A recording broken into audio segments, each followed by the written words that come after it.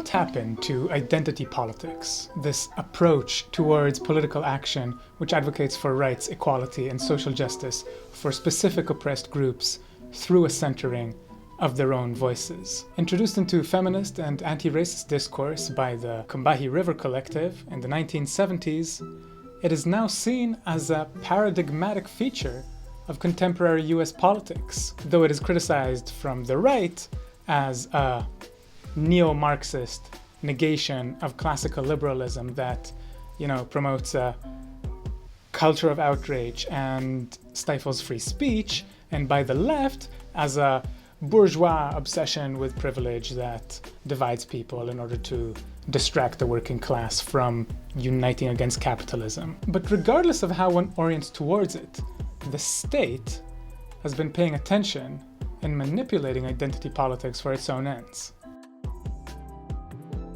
When I was 17, I quoted Zora Neale Hurston's How It Feels to Be Colored Me in my college application essay. I am a cisgender millennial who's been diagnosed with generalized anxiety disorder. I am intersectional, but my existence is not a box-checking exercise. Yes. I stand here today a proud first-generation Latina and officer at CIA. The focus of this series is on how the settler-colonial state conceptualizes and uses identity politics to repress anti-colonial and anti-racist movements. Today I'll offer the term IDPsyOps, which stands for Identity-Based Psychological Operations, PsyOps being a military term, and ID referring to the use of identity and identity politics. And I hope this term can be useful to movement participants in naming and understanding some repressive operations that tear our communities apart. The framework that I will outline stems from witnessing a few examples. The first of which is the somewhat forgotten story of Natalie White, which sort of just whacked the microphone, which sort of drowned in the noise of the hot summer of 2020. But hers is an exemplary case of the state's creation of a racialized outside agitator narrative, which was of course being replicated across the so-called United States, but hers is a case in point. Justin Hansford traces the term outside agitator through the civil rights movement and back to the 1800s and defines it as a racial term, meaning that protesters are somehow less legitimate and really run by people who are not black, usually white people, who are not local, people who are from different parts of the country or different parts of the world, whether it's Russia, whether it's Antifa, and we should add, especially for the George Floyd uprising, whether it's white supremacists. The idea is that anything that's formidable really couldn't be pulled off by local black activists or protesters. In other words, the term outside agitators means nothing about where the people who are agitating actually come from. Often it is actually the police who are brought in from outside the city in order to bring down large urban revolts. But what it does as a term is push the people who throw down and challenge the status quo to the outside, fragmenting the movement. Come back here. Do I fit in here? I don't think I really look like a CIA agent. I just look like I borrowed my grandpa's jacket. Now I look like a CIA agent. In Natalie White's case, what happened briefly was that about 2 weeks into the George Floyd uprising, a black man named Rashard Brooks fell asleep in his car in the parking lot of a Wendy's in Atlanta, Georgia, and a Wendy's worker called the cops on him, and the cops, Garrett Rolfe and Devin Brosnan, killed him. The next day, people protested at the site of the killing, and a few spectators posted videos of a multi-ethnic crowd setting the Wendy's on fire. Atlanta police then published this tweet offering a $10,000 reward for information on a masked white person. The police linked to a video by a now non-existent account called I'm King Fola, which seemingly isolated a different white woman in the crowd. The media then exploded with news saying the fire was started by an outside agitator, a white woman no less, and so-called woke Twitter helped the police in doxing her. Do you see what's coming? She was arrested, and it was revealed that she was Natalie White, Rayshard Brooks's longtime friend. Liberal Twitter was like, oops, the original footage was soon deleted, and the accounts posting them disappeared. The police's decision to spotlight white women served two purposes. One, it advanced the outside agitator narrative to delegitimize the riots. Two, it capitalized on the legitimate identity political focus on centering black voices in a movement for black lives, propagating the lie that by participating in the riots, white people were making the story about themselves. And three, baiting outraged tweeters or Twitterers, baiting social media participants to participate in the repression of race traitors. Okay, that was three purposes. The police did not tweet about the non-white protesters in the crowd because that would dispel the outside agitator tactic and reveal the fact, which liberal media did everything to ignore, that a multi-ethnic uprising spearheaded by what Idris Robinson calls a black avant-garde was overcoming racial divides to target both white supremacy and capital. Sort of like staying here in the corner. It's kind of comforting. Or will you not take me seriously? The Natalie White case is a prime example of what I call IDPsyOps, where the movement was clearly being played and manipulated by the state along identity divides. In addition to intense militarized repression on the streets, state authorities deliberately conducted IDPsyOps, using social media in a psychological operation to fragment the movement. Some movement participants were, actually snitching or doing the police's work for them by supporting the doxing efforts as what sociologists call lateral surveillance, and some were just joining the liberal mob to delegitimize property destruction and delegitimize combative tactics as a whole. You may have seen the identity politicians doing this in real time. I certainly saw people on my Facebook feed who outwardly supported Black Lives Matter and maybe even called for prison and police abolition, condemning white people for participating in the riots, for looting, for just being in it to cause havoc, saying things like, why do white kids from the suburbs always make it about themselves? While ignoring the multi-ethnic nature of the revolt, as well as the fact that the only reason police brutality became the issue of summer 2020 at all was because a variety of protesters, regardless of their, state-prescribed background, threw down, rioted across the country, and, among other things, torched the 3rd Precinct in Minneapolis to get international headlines. And that's why I know about the George Floyd uprising, and that's why I went to the streets, and that's why I heard George Floyd was murdered at all. The next time ugly shit goes down, people will be able to say, no, that's IDPsyOps. Rioting is often effective political action, and just avoid participating in the operation and avoid sharing, retweeting, doxing each other, etc., etc.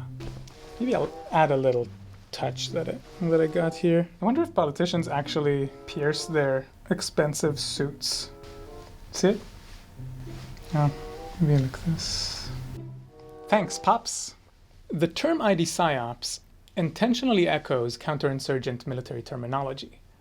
This comes from an understanding that the state may already have its own word to talk about this kind of operation, and we just don't know it yet. This has happened in the past with COINTELPRO, the FBI's counterintelligence program that started in 1956 with the aim of repressing US social movements and became known to the public only in 1971 when people broke into an FBI office and released secret documents. Since this was revealed, whenever we see sketchy things in our organizing, for example, an anonymous source sends us a badly written letter, supposedly written by our comrade, planning to, assassinate us or embezzle funding. I think this actually happened. We can say, this looks like some COINTELPRO shit, and look into it and verify whether it's a trustworthy source shitting on our comrade or a state attempt to sow conflict in the movement. IDPsyOps, like COINTELPRO tactics, takes various forms, and I will try to outline the main tenets over the course of this series, but I will go through them now. It's important to remember, though, that as a PsyOp, It operates psychologically. We often do it to each other. Many times we participate in the operation unknowingly. I believe I have too, only to discover how we were played later, and then go back and, for example, as I noticed with some of my Facebook friends, delete our posts. So what I hope is that by naming this phenomenon, by recognizing it as IDPsyOps, we will be able to contain it at the point of implementation. If, for example, we see the media manufacturing an outside agitator narrative in an unfolding anti-police uprising, we'll be able to say, oh, that's IDPsyOps. Much like in other realms of our struggles, we can say, oh, that's mansplaining, or oh, that's Israel weaponizing anti-Semitism to silence all criticism of its policies while essentializing Judaism and claiming to represent all Jews through an episteme that is eerily familiar from 19th century anti-Semites and pseudoscientists saying Ashkenazi Jews were not European but strange Asiatics who came from the Middle East and should therefore... Right. You get my point?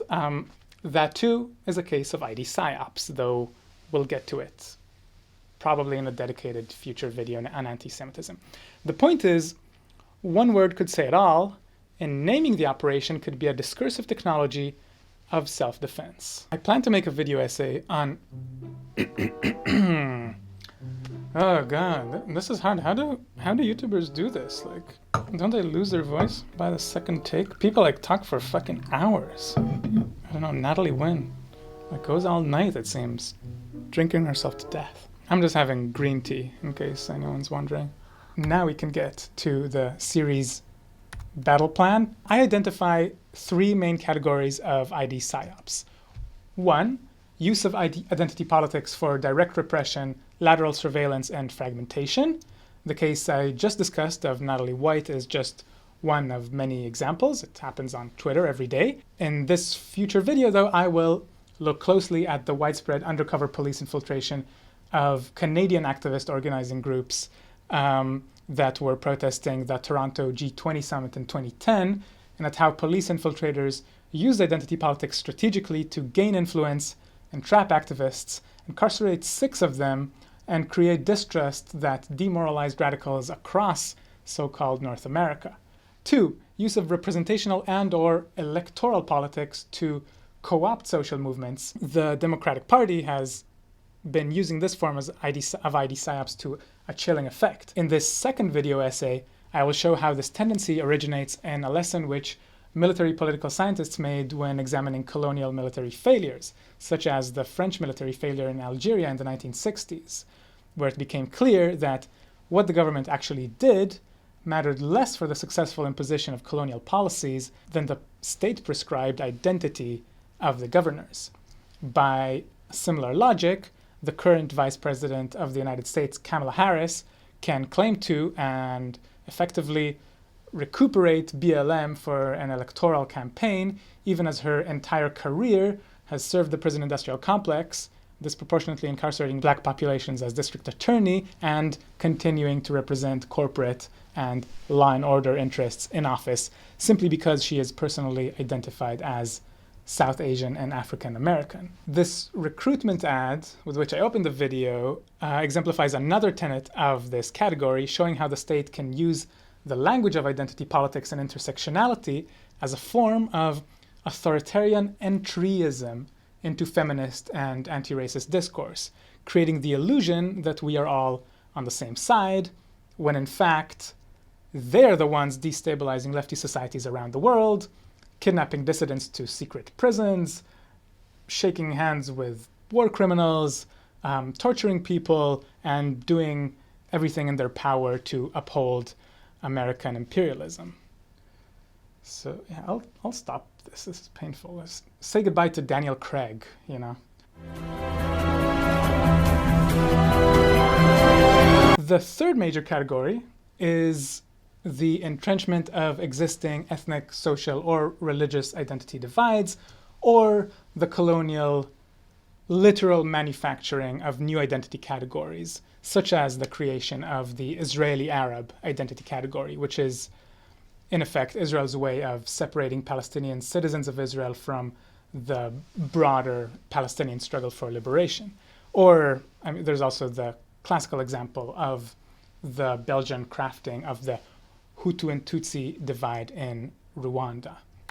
As you can probably tell, come back here, some of this is typical divide and conquer stuff that goes back to political and military strategizing seen in Machiavelli in the 16th century and even beforehand. You know Machiavelli, writer of Il Principe. La farfalla. But there's a contemporary incarnation that is specific to the state's understanding of identity politics. I'll add another touch, just to be a little more balanced out, you know. The purpose of this project is not to say that identity politics is either good or bad, but to reveal how the state uses it so that movement participants can act accordingly, understanding how what might seem like a toxic, unwelcoming, and divisive movement culture is in some ways a result of deliberate state manipulation. A major challenge is in figuring out how to not throw all of the bathwater out with the baby. My point is that identity politics, or really feminism, gave movement participants a degree of sensitivity and introspection that is, in a global perspective, far from useless. I remember feeling much less urgency about doing this project when I stayed for a few months at home in Palestine last year and met some of the new activists who came to the anti-apartheid movement via the massive anti-Netanyahu protests of 2020. Organizing with Palestinians, some of these Israelis couldn't help making the anti-apartheid story about their own myopic experience and centering their own trauma as, you know, disillusioned former Israeli soldiers, while using army vernacular in common everyday organizing and replicating racist structures within the movement, alienating and silencing Palestinian comrades. I remember craving for a sense of self-awareness and understanding of how their positionality and military upbringing was so present in their organizing behavior, a degree of sensitivity that would make them please maybe just shut up, you know, for 1 second. So, in other words, I was craving for identity political awareness in Israeli discourse. And this is why, as opposed to most leftist critiques of identity politics, I am going to focus on the state. In the specific ways identity politics protects the state within movement spaces without fully discarding the tool. Not to get too theoretical about it, but I identify identity politics as what philosopher Gilles Deleuze would call a society of control, operating through a self-modulating code that should therefore be confronted at the level of its output, i.e. state mechanisms like IDPsyOps, rather than its internal programming. To put it plainly, I think that philosophical attempts to theoretically undermine identity politics are often absorbed into its logic. We can see this in the dynamic of how the word queer, theorized towards radical inclusion against assimilationist LGBT essentialism, has been absorbed into the acronym, becoming its own identity with its own army of gatekeepers. I will try to offer a counter-framework of counter-identity, a possibility for identitarian divides to dissolve, while centering the importance of rebellion from particular social positions, drawing on anti-colonial theory and histories of resistance.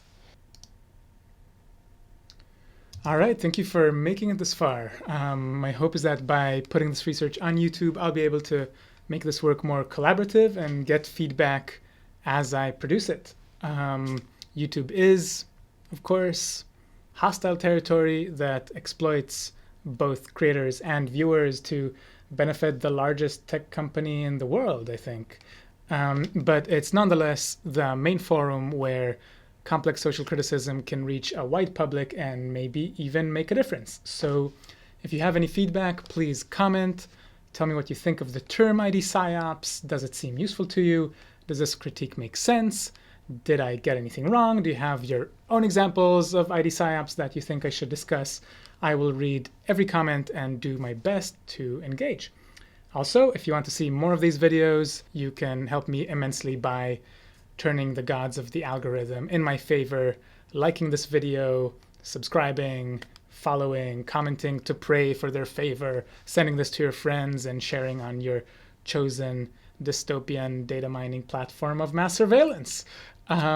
So don't forget to smash the state, and until next time.